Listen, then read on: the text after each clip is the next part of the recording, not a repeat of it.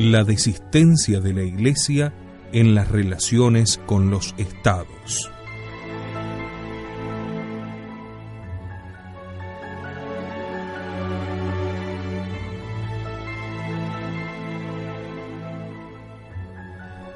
La desistencia de la autoridad que hemos indagado en nuestro programa anterior de la Iglesia, profundizando en la reforma del Santo Oficio, se manifiesta también en las relaciones con los estados, bajo la forma de esa condescendencia con la cual la Iglesia participa en ese gran proceso tendente a la distensión internacional.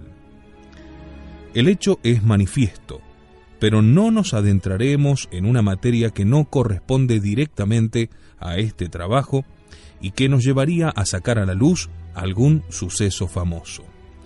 Aludimos sobre todo a la remoción del cardenal József Mindszenty de la sede primada de Hungría o a la voluntaria humillación de la legación pontificia durante las celebraciones del año 71 para la toma de posesión del nuevo patriarca ortodoxo. El cardenal Willebrands y toda la delegación papal escucharon sin ningún movimiento o acto de protesta las acusaciones contra la Iglesia romana. Aludimos, en fin, a las demostraciones de simpatía del Papa Pablo VI hacia la Iglesia cismática de China, que fue condenada, sin embargo, por el Papa Pío XII en 2 cartas encíclicas de 1956. Nos extenderemos, sin embargo, un poco más sobre el sintomático de los actos que manifestaron la actitud de rendición de la Iglesia ante el Estado moderno. En las relaciones entre las dos potestades, la revisión del Concordato Italiano de 1929 es el hecho más señaladamente significativo del cambio realizado por la Iglesia Católica en su filosofía y en su teología.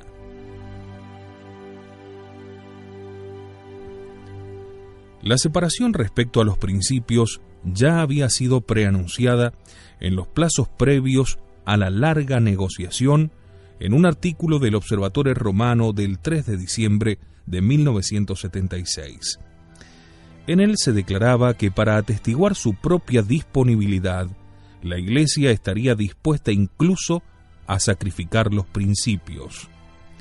Los nuevos pactos restringen a solo 14 artículos las materias contenidas por los de 1929 en más de 40. Esta reducción supone por sí misma que muchas materias de naturaleza mixta han sido abandonadas tan solo a la potestad civil, renunciando la Iglesia a tener voz en ellas. Las variaciones decisivas son 3.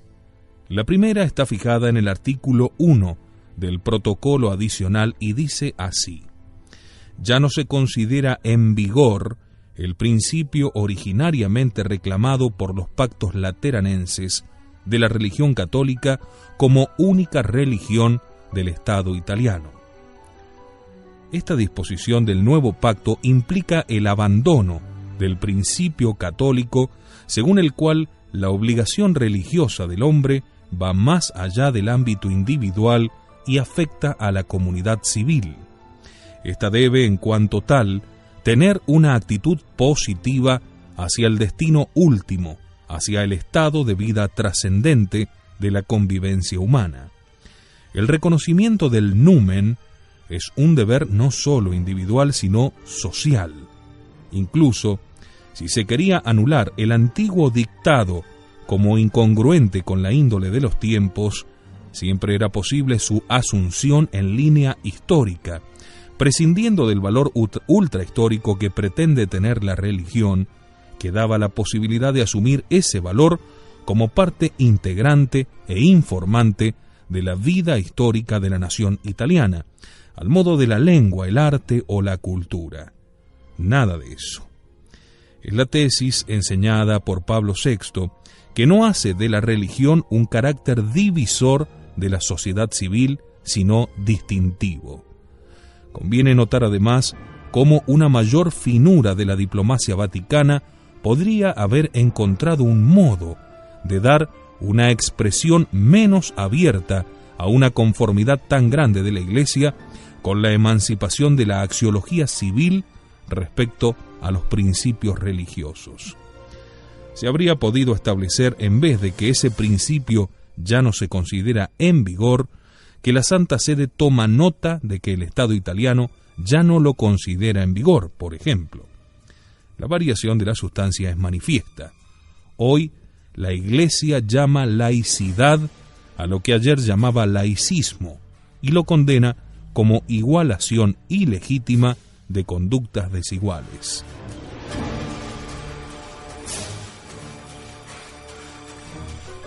Por último, conviene observar que los pactos firmados el 12 de febrero de 1984 no solo reforman el Concordato de 1929, como todos reconocen, sino también el tratado que regulaba la soberanía e independencia temporal del papado. La posibilidad de derogar el concordato dejando inmutable el tratado, sondeada por Mussolini en un discurso parlamentario, fue prontamente excluida por el Papa Pío XI. No sé cuál es la legitimidad de un procedimiento que abroga en un pacto la cláusula de otro pacto sin citarlo, pero el hecho, poco advertido en los discursos y en la prensa, es que el artículo primero del protocolo adicional, firmado el 18 de febrero del 84, abroga tácitamente los artículos 1 y 2 del Tratado de 1929, que establecen que Italia reconoce y afirma el principio por el cual la religión católica, apostólica y romana es la única religión del Estado. Como consecuencia, el artículo 13 del nuevo concordato, afirmando que las disposiciones precedentes constituyen modificaciones del concordato lateranense, es erróneo por reticencia. También constituyen una modificación del tratado. La segunda variación concierne al régimen matrimonial. Con el concordato de 1929, Italia reconocía los efectos civiles del matrimonio canónico, obligatoriamente transcripto al registro civil, pero ya con la introducción del divorcio, el régimen fue unilateralmente variado. El cónyuge de una persona divorciada, el Estado le retira el estatus de cónyuge, que sin embargo la Iglesia le conserva a perpetuidad. Además, aunque el artículo 8 del Pacto de 1984 renueva el reconocimiento de los efectos civiles del matrimonio canónico, da al Estado la facultad de negarlo cuando las condiciones del derecho canónico no se correspondan in casu con las normas del derecho civil. La tercera variación se refiere al régimen escolar. En lugar de la obligación sancionada por el Concordato de 1929 de seguir la enseñanza de la religión católica, el artículo 9 del nuevo Concordato establece: la República Italiana, reconociendo el valor de la cultura religiosa y teniendo en cuenta que los principios del catolicismo forman parte del patrimonio histórico del pueblo italiano, continuará asegurando la enseñanza de la religión católica en las escuelas. Se reconoce a todos el derecho de escoger si aprovecharse o no de tal enseñanza. Este es el texto del concordato nuevo firmado entre la Santa Sede y la República Italiana. Este derecho de elección lo ejercitan los estudiantes o sus padres. El régimen de la obligación, temperado por el derecho de dispensa derivado de la libertad de conciencia, es sustituido por un régimen opcional mediante el cual la instrucción en la religión católica se remite a la libertad individual. La religión católica ya no forma parte de la axiología de la sociedad italiana y ya no la obliga, ya que los valores ligan. Ya no es la religión católica en cuanto católica lo que el Estado reconoce, sino la religión católica en cuanto se trata de una forma históricamente relevante de la religiosidad.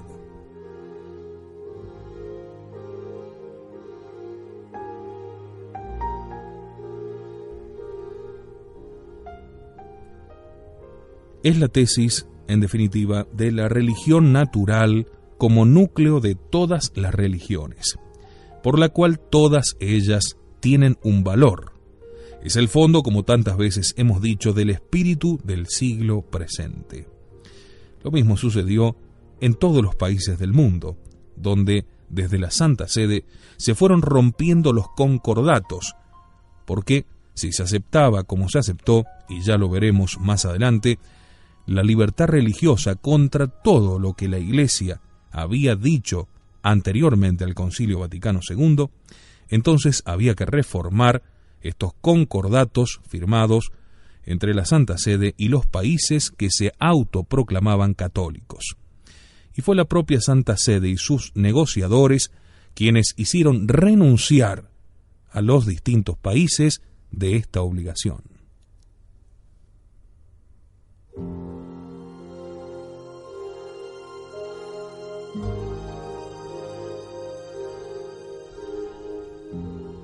Ni siquiera sobre un punto vital de la política escolar abandonaron los negociadores la línea de la condescendencia y de la renuncia.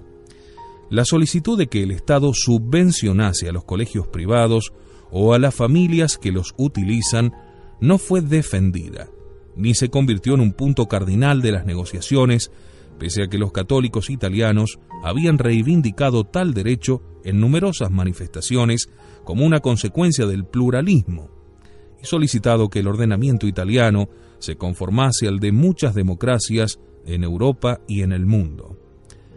La revisión del concordato dio lugar a un amplio fenómeno de disimulación y de eufemismo, que enmascaraba la innovación introducida en la doctrina, cubriéndola con una ficticia continuidad histórica.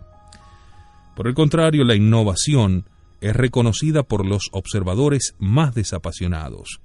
En representación de todos ellos, citaré: el concordato es demasiado diferente del antiguo como para que se pueda poner en duda su novedad.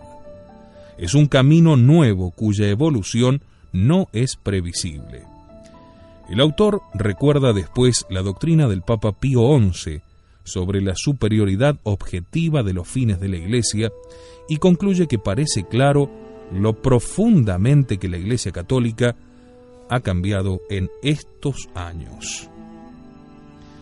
Totalmente opuesto es el pensamiento del órgano vaticano del 19 de febrero, para el cual el nuevo concordato es el fruto sólido y bien enraizado de los pactos de 1929.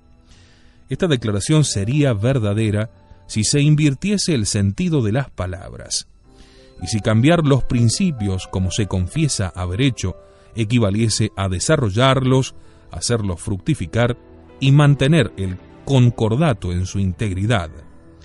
Y si bien después se afirma que permanecen intactos los principios de la religión católica, la distinción es obvia.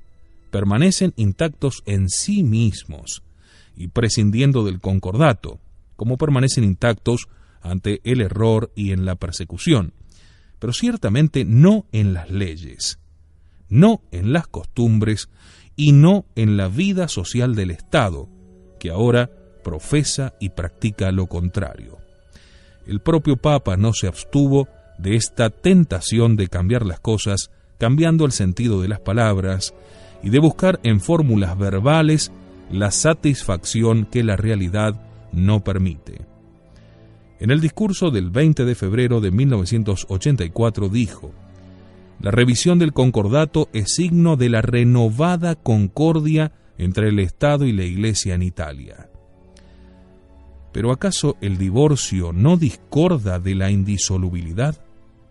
¿Y es que el aborto acaso no contraviene para la Iglesia la prohibición de matar, a que obliga la moral natural? ¿Y el indiferentismo de la escuela pública hacia la instrucción religiosa no choca acaso contra el deber del católico de instruirse en la propia religión? La verdad es que en la axiología de las actuales repúblicas tienen cabida la alfabetización, la cultura física, la sanidad, el trabajo, la seguridad social, las artes y las letras. Pero aquel valor que, según la doctrina católica, es el valor originario y que consuma a todos, queda sin embargo excluido y rebajado a la esfera privada bajo la protección de la libertad. Ya se defiende solo la libertad, no la verdad. Geno Pampaloni, en un artículo titulado Il Tevere più stretto de Il Giornale del Popolo, 6 de enero de 1984, ilumina la creciente convergencia entre Estado e Iglesia, pero la considera erróneamente como un efecto de flexión de la laicidad, cuando al contrario es debida a una decoloración en el catolicismo de cuanto es peculiar en él. No es el Estado el que se inclina hacia la religión, es la religión la que ahora se inclina hacia el Estado y, valga la expresión, se hace una desreligión. Este proceso lo denomina Pampaloni con un término del léxico político italiano: compromiso histórico. En su amplitud y profundidad es, sin embargo, la transformación de fondo que está preparando la cosmópolis humanitaria y la teocracia universal.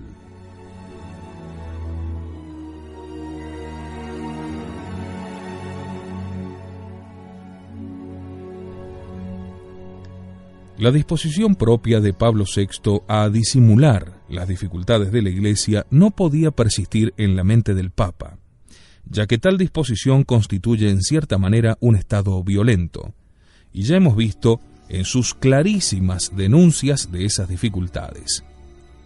Estas denuncias culminaron, por otra parte, en los dos discursos del 11 y 18 de septiembre de 1974, que dejaron atónita a la opinión mundial.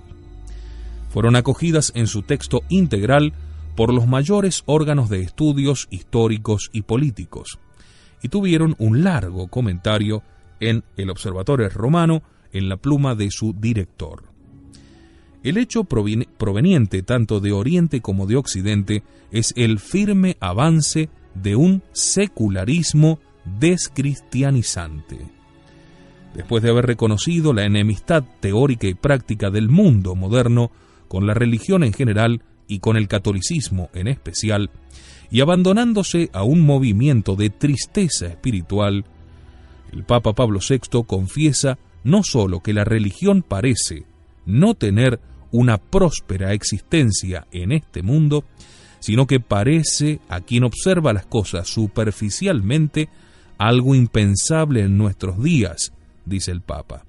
Parece una iglesia destinada a apagarse y a dejarse sustituir por una concepción científica y racional del mundo más fácil y experimentable, sin dogmas, sin jerarquías, sin límites, al posible goce de la existencia sin cruz de Cristo.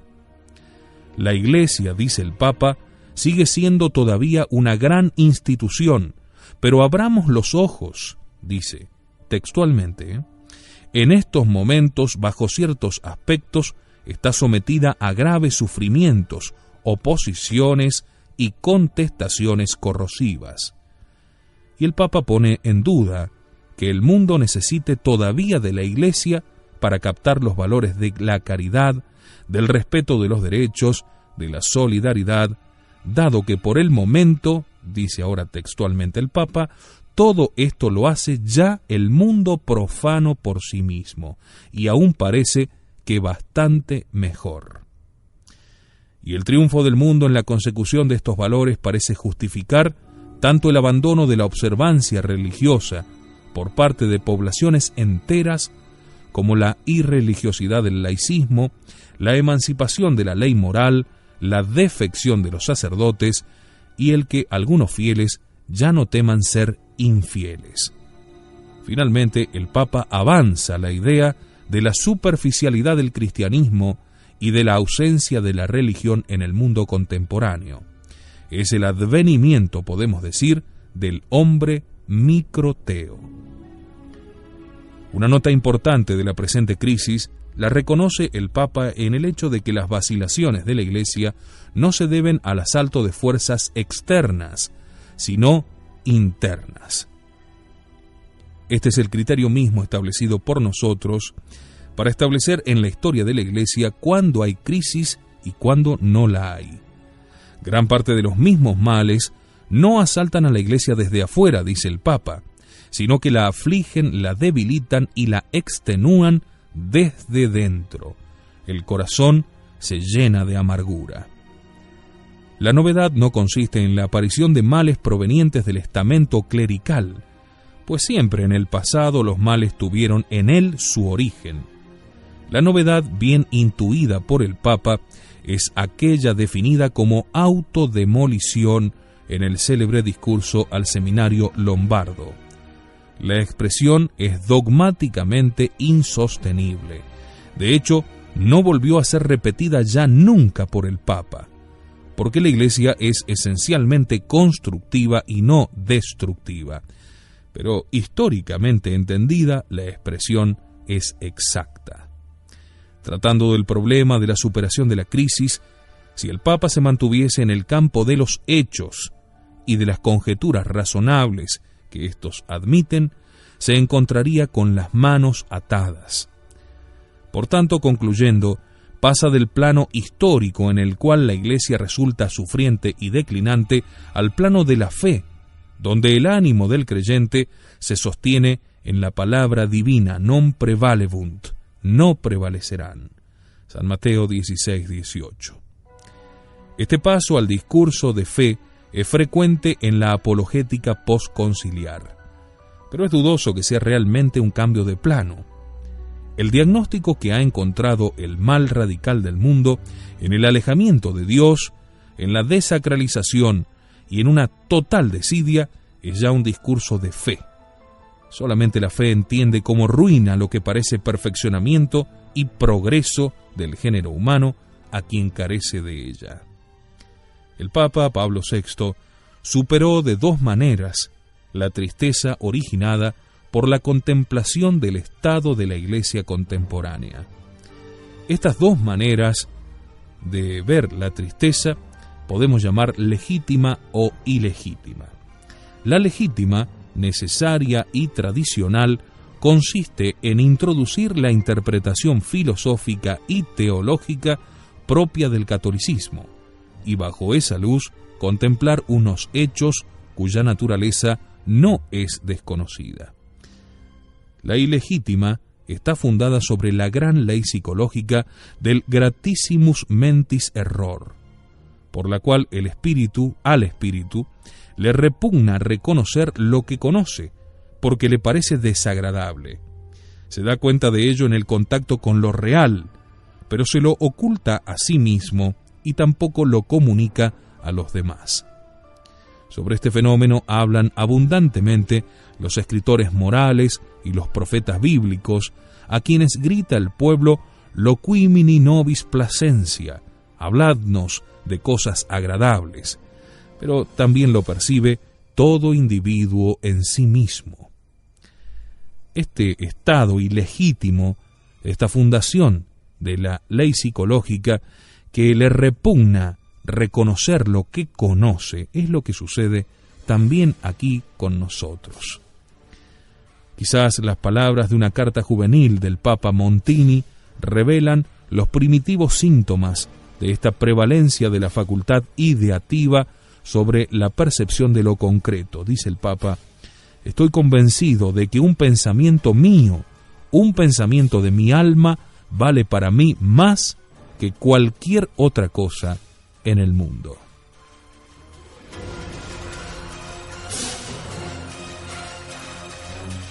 Solamente para quien conoce poco las agustinianas Letabre, Recovecos o el mansoniano batiburrillo en que consiste el corazón humano, incluso el del Papa, ¿no?, puede resultar sorprendente encontrar en el mismo discurso de Pablo VI, contiguas y ligadas, la tristeza correlativa a la realidad y el triunfalismo que la esfuma, transfigura o literalmente invierte. Por ejemplo, En el discurso del 16 de noviembre de 1970, el Papa ha pintado vivamente el estado lamentable de la Iglesia posconciliar. Externamente es la legalidad opresora de tantos países la que encadena a la Iglesia. Ella sufre, lucha, sobrevive como puede porque Dios la asiste. Pero además, internamente, es para todos motivos de estupor, de dolor y de escándalo ver que precisamente desde dentro de la Iglesia nacen inquietudes e infidelidades, y a menudo por parte de quienes deberían, por el compromiso adquirido y por el carisma recibido, ser más leales y más modélicos. Y lo son también las aberraciones doctrinales, el alejamiento respecto a la autoridad de la Iglesia, el generalizado libertinaje de las costumbres y el desprecio de la disciplina en el clero. Sin embargo, pese al onus grave anunciado tan articuladamente, el Papa ve idealmente algo de positivo en la situación, e incluso llega a denominar signos maravillosos de vitalidad, de espiritualidad y de santidad. Los ve, pero indistintamente los ve e indistintamente los anuncia, transportado como está por los movimientos de su facilidad ideativa. Hasta en las vísceras de los errores dogmáticos, que él sin embargo condena vigorosamente en la encíclica Mysterium Fidei, el Papa encuentra razones de un relativo aplauso, hallando hasta en la herejía que niega la presencia real, como dice textualmente, el laudable deseo de escrutar tan grande misterio y explorar su inagotable riqueza. La propensión papal a no apagar esa lucecita humeante se excede aquí incluso hasta considerar loable la tentativa de quienes intentan restringir y disolver el misterio. Pero también, en otras alocuciones, la tendencia de Pablo VI al irrealismo le lleva a confundir las figuraciones de su pensamiento con la consistencia de los hechos. A causa de una especie de generalizada sinécdoque, cualquier parte, incluso diminuta e irrelevante, queda afectada por un valor exponencial ilusorio y se relaciona con una escala mayor para convertirla en indicio de hechos generales. En palabras de Arnovio, es como si se negase el carácter telúrico de la montaña porque se encuentra enterrada en ella una pepita de oro, o la enfermedad de un enfermo completamente magullado y dolorido porque tiene una uña sana, y entonces negamos que esté enfermo. El mayor testimonio del gratissimus error es quizás la alocución del día 23 de junio de 1975 con la ocasión del 12º aniversario de su coronación. Después de haber dicho el Papa Pablo VI que el Vaticano II ha iniciado realmente una nueva era en la vida de la Iglesia de nuestro tiempo, el Papa exalta la grandísima sintonía de toda la Iglesia con su supremo pastor y con los propios obispos.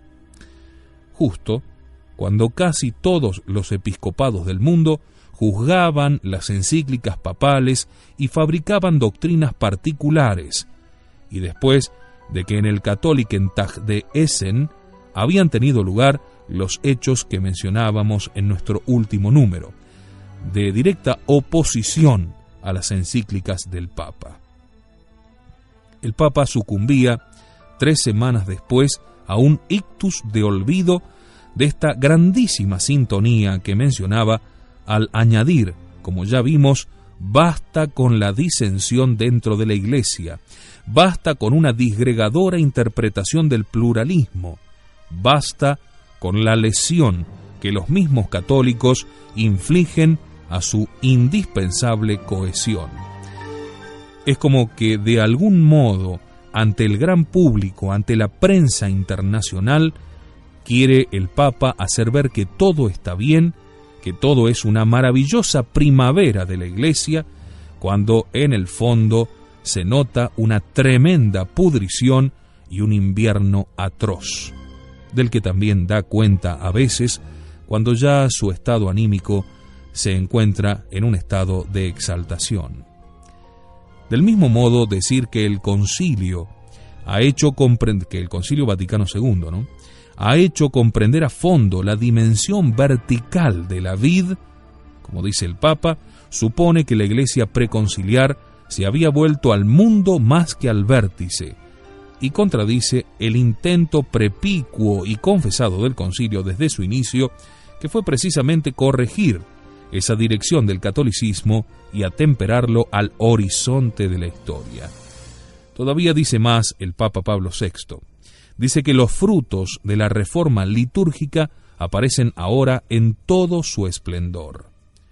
Pero pocas semanas antes, la catedral de Reims sufría tal profanación con conocimiento del obispo que se pidió su reconsagración, y mientras tanto en Francia se multiplicaban desmesuradamente las liturgias arbitrarias, pululaban a centenares, con desprecio de las normas romanas, los cánones ilegítimos, y la misa cum pueris excitaba las más vivas protestas del mundo católico. En fin, con una generalidad de pronunciamiento que apenas sería propia de siglos de verdadera unidad espiritual, el Papa declaraba que las enseñanzas del concilio han entrado en la vida diaria, se han convertido en sustancia que corrobora el pensamiento y la práctica cristiana.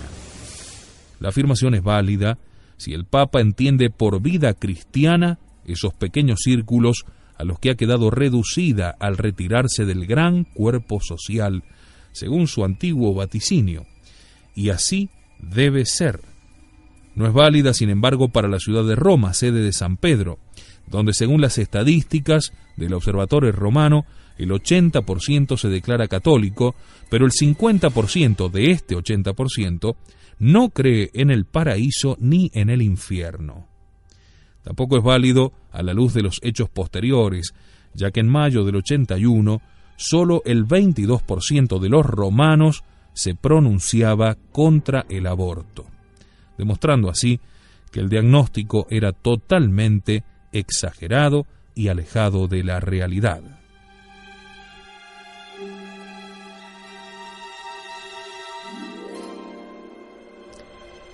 Pero si el diagnóstico del Papa concierne al mundo entero y a la Iglesia odierna, entonces se oponen demasiado a aquellas palabras la degradación de costumbres, la violencia civil que ha llegado a convertir en selvas las ciudades, a tal punto que, no ya en tiempos de Pablo VI, sino en de Juan Pablo II, algunos países llegaban a celebrar el Día del Odio, que viene a unirse al Día de la Madre, al Día del Enfermo, de las Flores, y a todas esas fiestas laicas que van sustituyendo las fiestas religiosas de la liturgia católica. Pero llegar a celebrar el Día del Odio.